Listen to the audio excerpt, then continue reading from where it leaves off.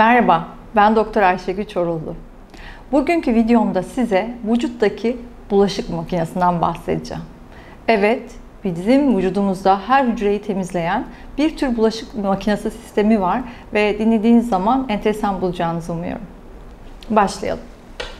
Şimdi bulaşık makinesi diyerek ne demek istedim? Bulaşık ne demek? Kirli, kullanılmış demek değil mi?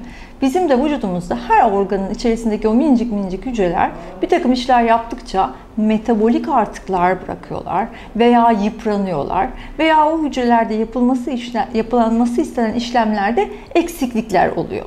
Ve bütün bunların temizlenmesi gerekiyor. Biliyorsunuz bizim hücrelerimiz sürekli yenileniyor. Hiçbir zaman aynı hücrelerle kalmıyoruz.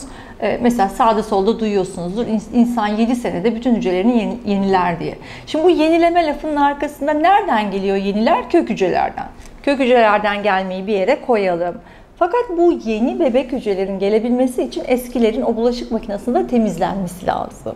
Şimdi bulaşık makinesi mantığına geçiyoruz. Bulaşık makinesinden kastettiğim tıbbi adı otofaji olan vücudun kendi kendini yemesi anlamına gelen bir işlem. Pek çok yerde duymuşsunuzdur. Oto kendi demek, faji yemek demek, otofaji de kendi kendini yemek oluyor. Niye vücut kendi kendini yiyor? Çünkü akıllı bir mekanizma olarak hem eksik üretimli, hatalı üretimli ham maddelerinden kurtulmak istiyor, hem eskimiş hücrelerinden kurtulmak istiyor. Bu eskimiş hücre ekleminizdeki zarar görmüş bir hücrede olabilir, kanserleşmeye başlamış işte meme dokusundaki küçük bir hücrede olabilir, yüzünüze yazın gelmiş güneşteki lekenin giderilmesi için yapılması gereken bir temizlik de olabilir. Görünen veya görünmeyen bütün bu hücre temizlikleri işte bu bulaşık makinesi sistemiyle temizleniyor. Adı da otofaji, kendi kendini yemek demek. Ne oluyor otofajide? Hücrenin içerisinde dediğim gibi hatalı bir üretim varsa, mesela hatalı üretimden biz şimdi mesela proteinleri konuşalım. Vücudumuzda mesela kasımızı yenilemek için, cildimizi yenilemek için ya da bir takım işte enzim de olsa ham maddeleri üretmek için bir protein üretme zincirimiz var bizim. Yani fabrika gibi DNA'mızdan gelen emirle orada proteinler üretiliyor. O proteinlerin bazıları iyi üretilmiyor. Çünkü o kadar çok üretim var ki, ham madde diyelim, protein genel ad gibi düşünün. O kadar çok üretim var ki bazıları hatalı oluyor. Hatalı protein üretmek o işi yapamamasını sağlıyor o ham maddenin. Bu bir enzimse mesela o enzim diyelim ki sindirim enzimi yeterince sindirim yapamayacak. Çünkü istediğimiz şekilde üretilmemiş oluyor. Enzimler de protein. Tamam. Bu hatalı proteinlerin temizlenmesi gerekiyor. İşte bu mesela otofajinin yaptığı bir şey. Biz hastalık olarak mesela nerede daha çok bilebiliriz bunun örneğini? Mesela Alzheimer olduğu zaman film çekiyorlar ve kafada plakları görüyorlar. O plak dedikleri, tau proteinleri dedikleri aslında hasarlanmış, üretim hatası olan protein lekecikleri doluşmuş oraya. İşte aslında otofaji ile normalde ona benzer şeyler hep her gün yok ediliyor. Her gün yok ediliyor. Şimdi buradaki bulaşık makinesi lafına da nereden geldik? Şöyle, bu yok etme anında kullandığımız bir de yok ediciler var.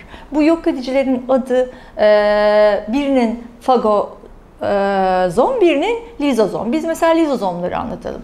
Lizozomlar gene hücrenin içerisinde küçük bir havuz düşünün ve içerisinde eritici bir sürü enzimi ve deterjanın olduğunu düşünün. O deterjanlaştırma işte temizlemek, yok etmek, erimek anlamında. O yüzden bulaşık makinesi gibi düşünebiliriz. Yani lizozomun içerisine atılmış olan bütün eski yapılar yok ediliyorlar, deterjanlarla eritiliyorlar ve içlerinden işe yarayanları da ham madde ve yedek parça olarak tekrar vücut için kullanılıyor. Demek ki vücutta günlük olarak sürekli bir üretim var. Bu üretim protein de olabilir, enzim de olabilir, bir yaranın iyileşmesi de olabilir, yaptığınız sporda hasarladığınızın kasının tekrar düzelmesi de olabilir. Veya sadece normal hayatın devamı olarak bile bu iş yapılmak zorunda. Çünkü ne dedik? Hücreler sürekli kalmıyorlar. Yerine yenilerinin gelmesi lazım.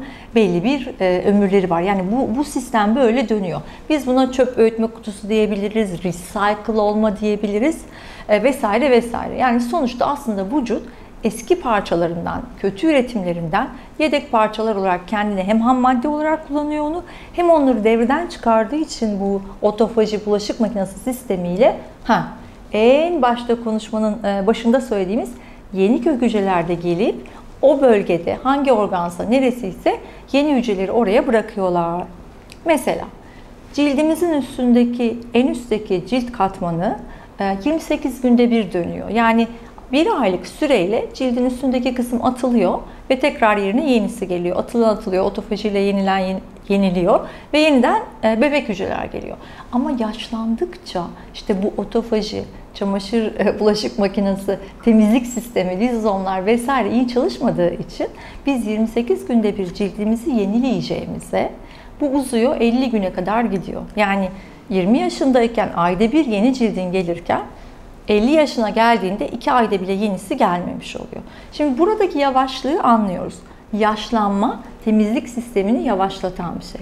Biz şimdi görev olarak bunu hızlandıracağız.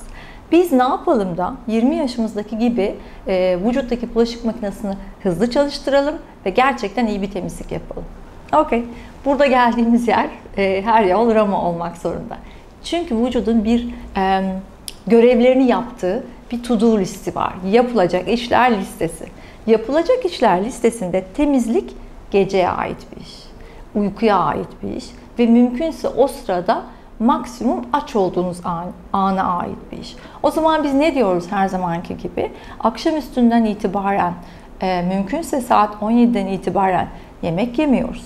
11 gibi uykuya yatıyoruz ama bunun öncesindeki birkaç saat boyunca mavi ışığa, cep telefonu, televizyonla, tabletlerle muhatap olmuyoruz.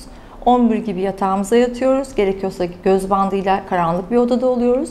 İyi bir uyku almaya çalışıyoruz ve sabah kalktığımızda o saat 5'ten sonra gece 11'de yatağa gittiğimizdeki yüksek melatonin, onun arkasından doğal olarak vücutta üretilen, gece yarısı üretilen büyüme hormonu vesaire derken işte sabaha kadar bulaşık makinesinin düğmesine basılmış oluyor. Bütün otofajik sistem çalışıyor, lizozomlar deterjan işlerini yapıyorlar ve eski hücreleri temizliyorlar, eski hücrelerden yedek parçalar kullanılıyor vesaire vesaire derken siz sabaha kalktığınızda öyle yapmadığınız geceye göre tonla hücreyi yenilemiş, geri dönüşüme kazandırmış oluyorsunuz. Böylece hücresel temizlik yapmış oluyorsunuz. Pek çok hani detoks konuşmaları olur, işte su içtim, sebze suyu içtim falan. Bunlar daha makro şeyler. Ama mikro detoks bulaşık makinesinin düğmesine gece basmakla oluyor. O bulaşık makinesi hücresel bulaşık makinesi. Hücresel bulaşık makinesinin yaptığı şey bütün işe yaramayan üretilmiş maddeleri ve doğru işini yapamayan hücreleri gece boyunca geri dönüşüm kutusuyla deterjanlarla yıkamak, yiyip yok etmek ve ortadan kaldırmak ve tam olarak da aynı anda o gece açlıkta ve uykudayken hop o boş alanın yerine bulunduğu dokunun altından tırmanan kök hücrelerin gelip oraya yeni sıfır hücreleri koyması işlemidir. Yani gerçek detoks aslında böyle bir şeydir yani hücresel düzeyde. Dolayısıyla aynı yere geldik ama biz gece aç yattığımızda işte hocam midem çok gurultu yapıyor, uyuyamıyorum diyorsunuz ama onu şöyle düşünün.